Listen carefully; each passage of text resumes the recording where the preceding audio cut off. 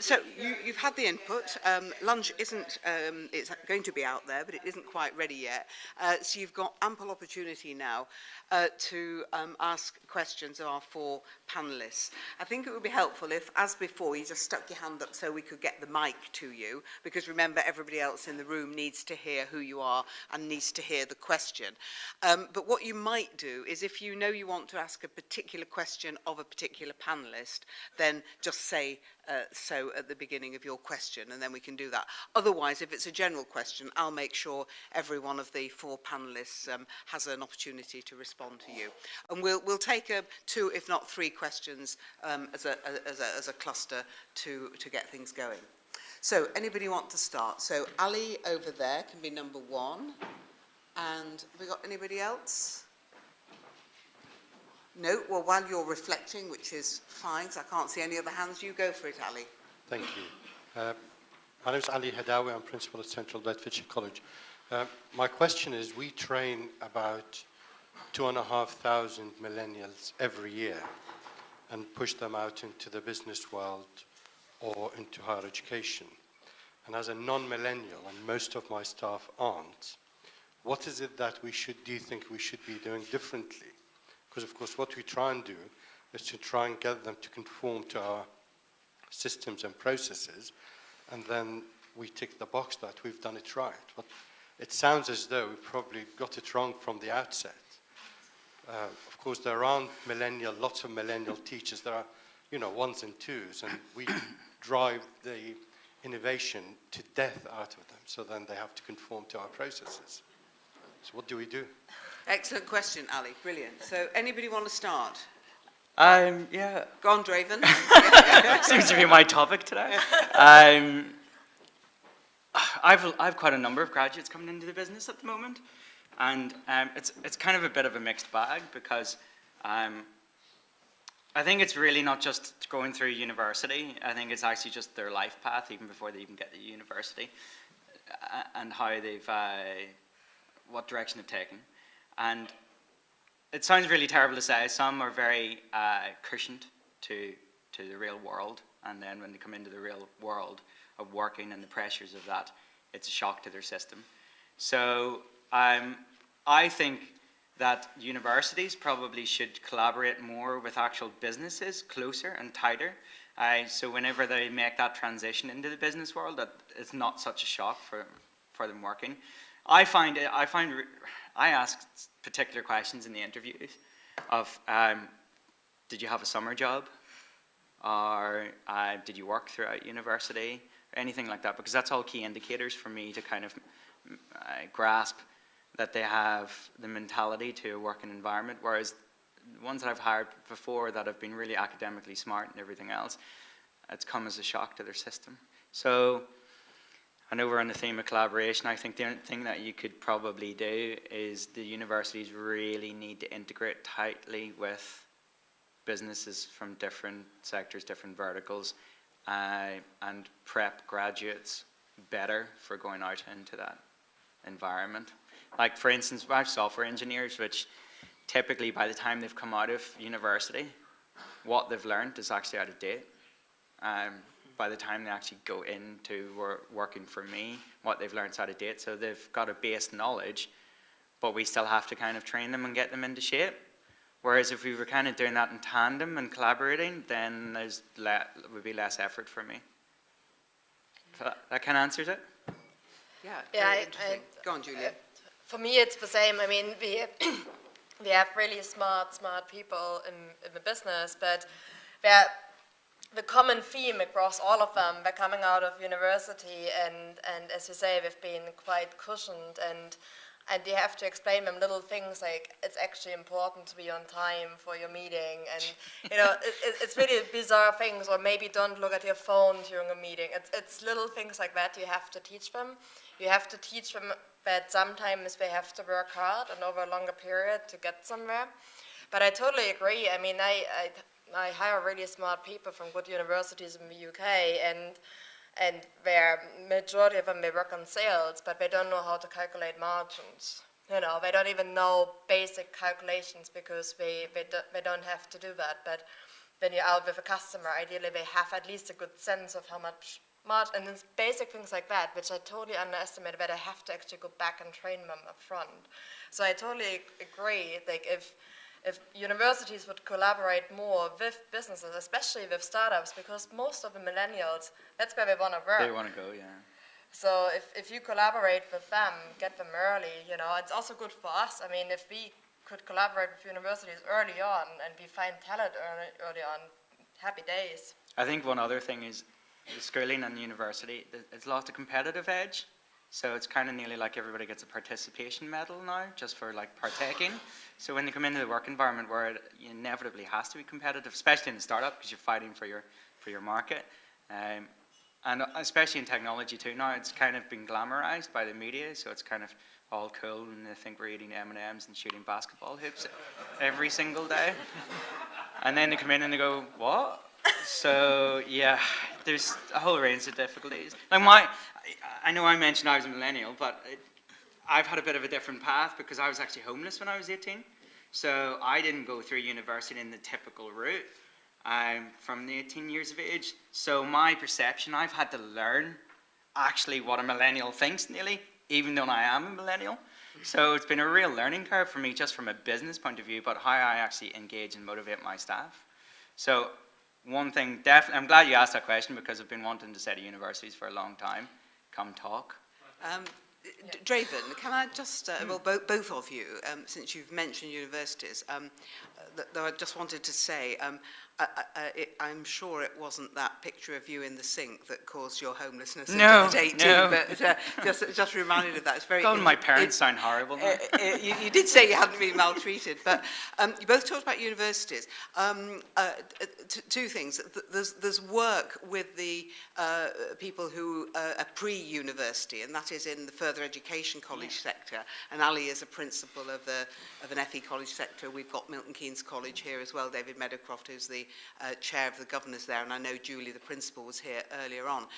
What about getting in with that age range? And secondly, do you take apprentices? Because if you don't, even though you're not yet paying the apprenticeship levy, and this is something I'd say to all growing businesses, maybe that's another way of growing talent by taking the people who wouldn't think of doing a very traditional route of going to university and getting them in early on. So, I have done that. Yeah. Yeah, okay. and I think apprenticeships are actually quite a smart way. And I've one particular candidate who started with me 7 years ago. He's one of my first employees, and he happened to go to university but dropped out due to family circumstances. And he was a self-taught bedroom software engineer, if you want.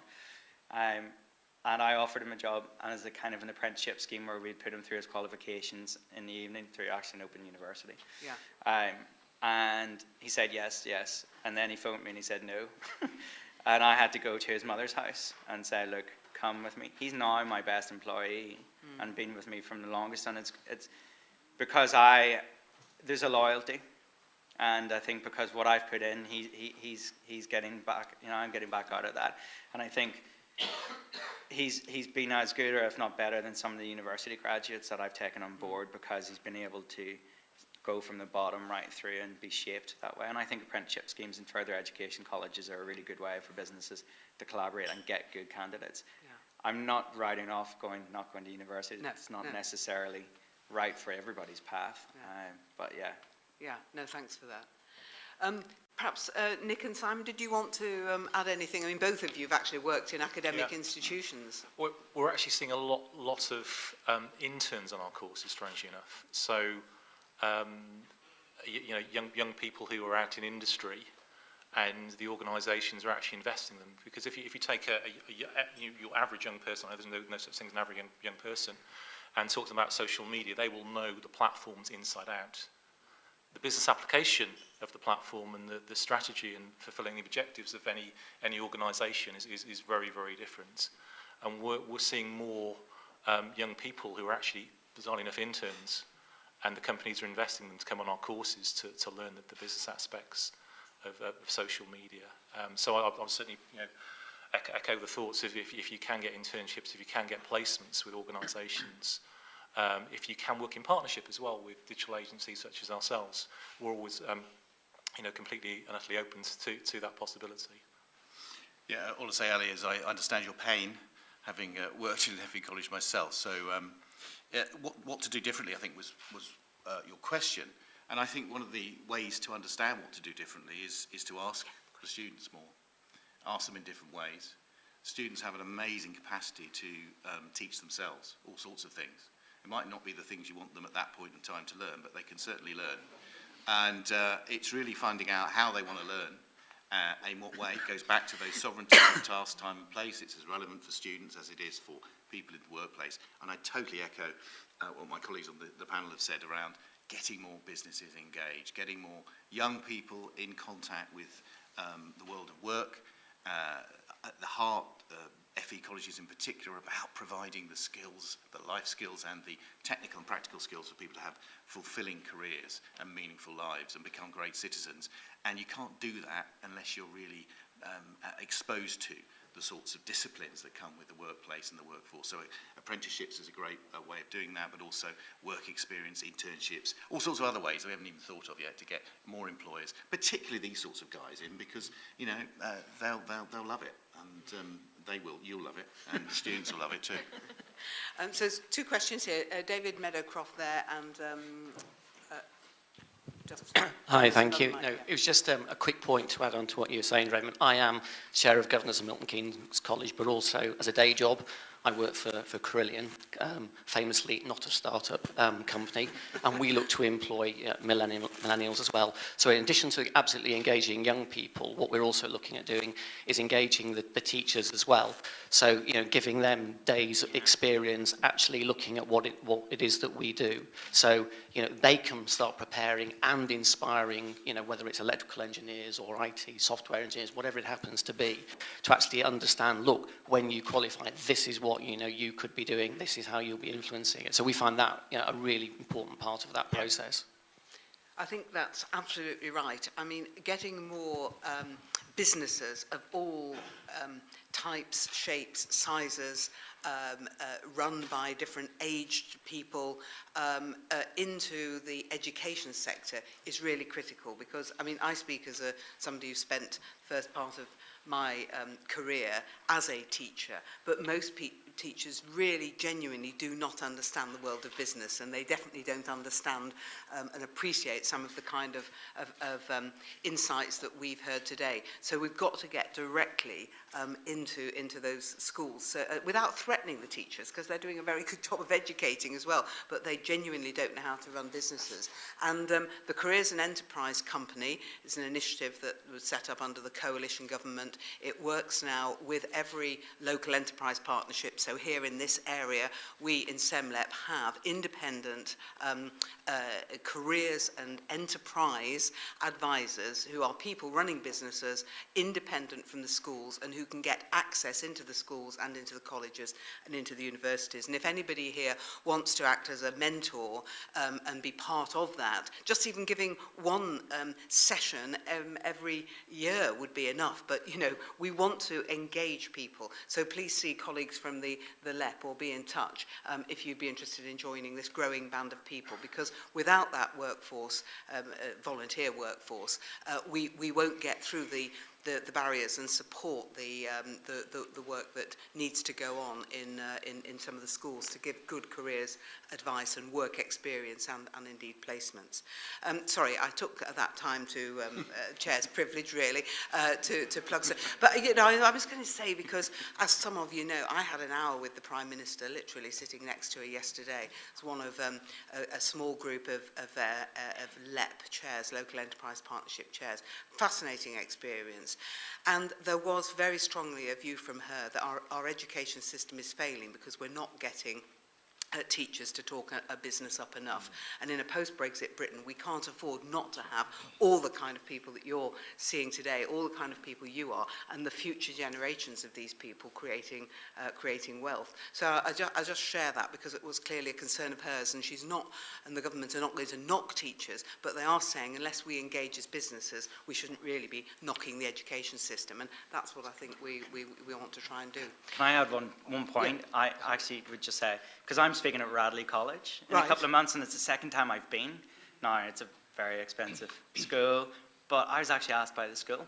And since then, I've been asked by a further school, directly by the teachers. So if anybody's a teacher in the room, I think just reach out to the businesses that are around you. It doesn't need to be, I'm not knocking a framework or anything. It doesn't need to be a framework. Just pick up the phone and ask people to come along, and we will gladly give our time. Yeah. Because for me, to speak, that's my future workforce, and I need to speak to them.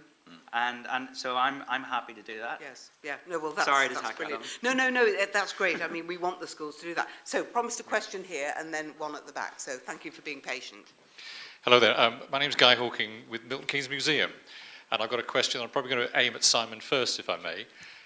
We are using social media to obviously promote the museum and get a lot of direct customer feedback, so it's a wonderful tool. There are concerns, though, about the security of social media and people exposing, their details on social media. Is that a generational thing, or is this tide going to help us? How do you think we can do more of that and overcome those sort of challenges? I think it does tend to be I think personally it could be a generational thing. If you look at the stats that came, gosh, I'm being really geeky now. If you look at the stats that came out in January, which is all about the leading social media platforms, Facebook is still #1 globally, and then there's a whole bunch of messaging apps. So people are a bit more sensitive about their data and who they're sharing it with, where the conversations are happening. And as Gary shared this morning, have a look at what Xero are doing with Facebook Messenger. Facebook are really pushing Messenger, linking into your pages, so you could actually promote your Facebook Messenger account as your email account, and have a bot answering it when you're not there to questions that people are asking. I think having a not a huge document, but a social media policy which equips your colleagues, your staff, to use social media sensibly, but to know the limits as well, is a real biggie. And I think one of the issues that people often face is, say, a platform like Twitter, where you've got your personal account and you're recognised as a person in your business as well. To have some guidance on that in particular. Do they need a separate account for talking work and talking business, and then they can talk about Arsenal or whoever they're talking about on their personal account. So I think education would be a good thing to do with them. Make sure they're informed. Make sure they have all their privacy settings all locked down. But the only problem is, you're building on rented land. It's platforms you do not own at the end of the day. That's the only concern I've got. Great, thanks, Guy, for that question. And so at the back there.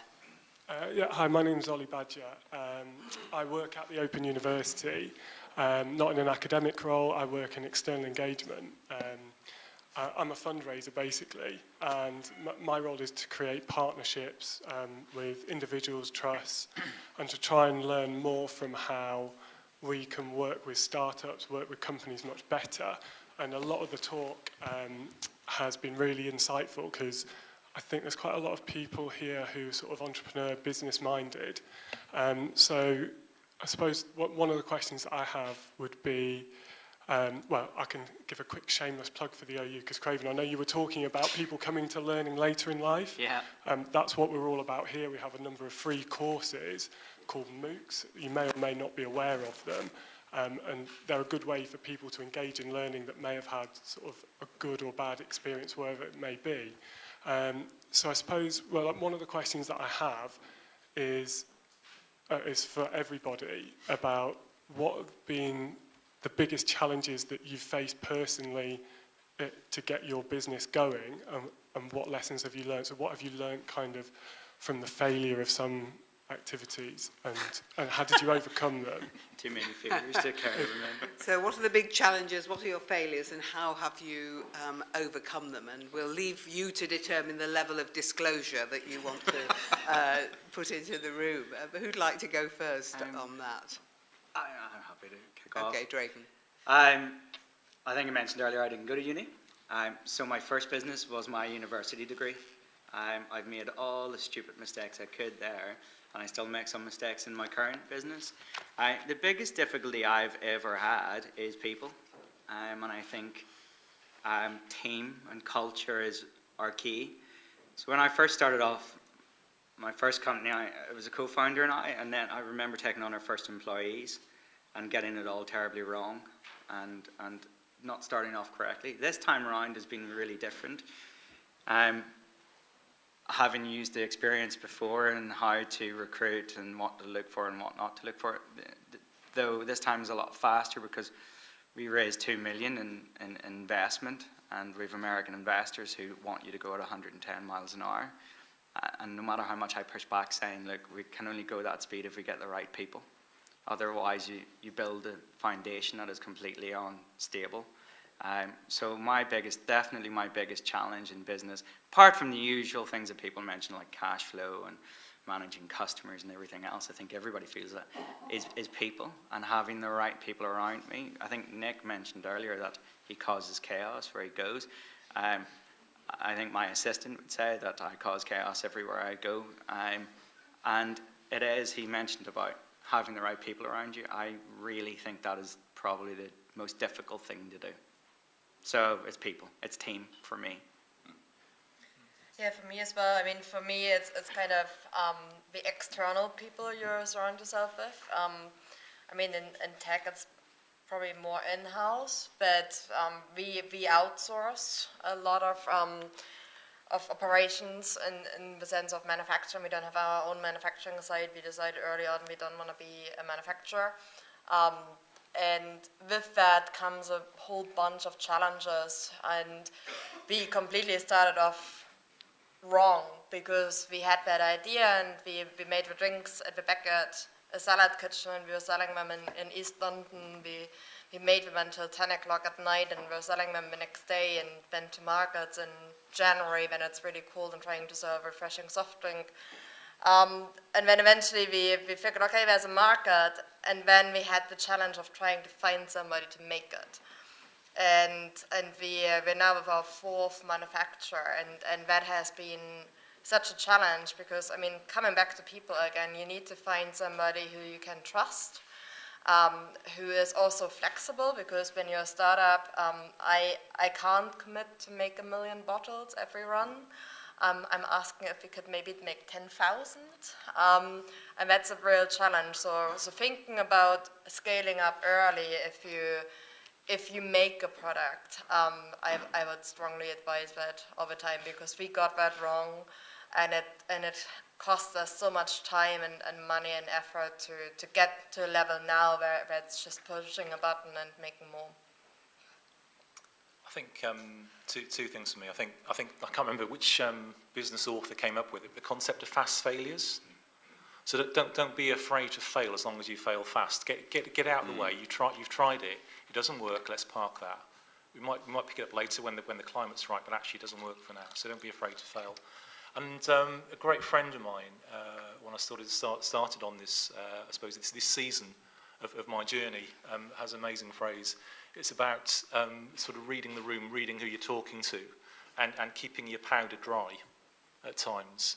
Actually, don't divulge too much. You don't know who's listening. You don't know who's in the room, and taking that sort of relationship forward, you might, build up a collaborative relationship where you can. But actually, a bit like a toddler coming home and that's all your day, and you're excited about your business or what you're doing. The other person might not be. You need to take them through steps and work out, are they a good fit? Say it's a fundraiser, a funding unit. Are they a good fit for you? Are you getting good vibes from them? Actually, how much do you divulge going forward? Don't be afraid to fail with them. Actually, no, it's not for now. Let's have a look at what else is out there. Thanks, Nick, last word. Yeah, I mean, as a consultancy business, I think it's critical you work very hard to create distinctiveness, because people aren't going to buy you unless you're saying something that seems to be true to them. And that means you've got to be highly, highly collaborative and co-produce everything that you do to make it work. Otherwise, you won't get those clients and you won't keep them. I think my biggest mistake is overstretching myself, having too much on at one time, and then you lose track of business development, and suddenly you can fall off a cliff, and that can happen to all organisations. So managing cash flow well, and critically echoing what people have said, work with the right people, and you won't go too far wrong. Thanks. Well, look, as I think with the first session this morning, this second session up to lunch has been utterly fascinating. I mean, I, for one, have learnt about job hoppers and the on-demand generation. Actually, I thought that was my generation because we were going to be on demand for health and social care by the time we get to our 80s. But anyway, we've got another on-demand generation. I love the way that we continued the theme of the snaffling pig, because we had, did you notice, a reference to digital spaghetti, so the food theme was there, and plus the marmirati. Never heard it. Marmiterati, yes. Well, as somebody who likes Marmite, that's one of my new bits of learning for today. But Culture Beats Strategy came out very loudly, and Design for Delight, which I loved from Julia. But I suppose in keeping with the theme of innovation, collaboration, acceleration, I mean, to be hardwired for reciprocity and to hear those stories of how important people matter, as you've just heard from the panel, is a very encouraging note to end on. So could you join me in thanking all our panelists?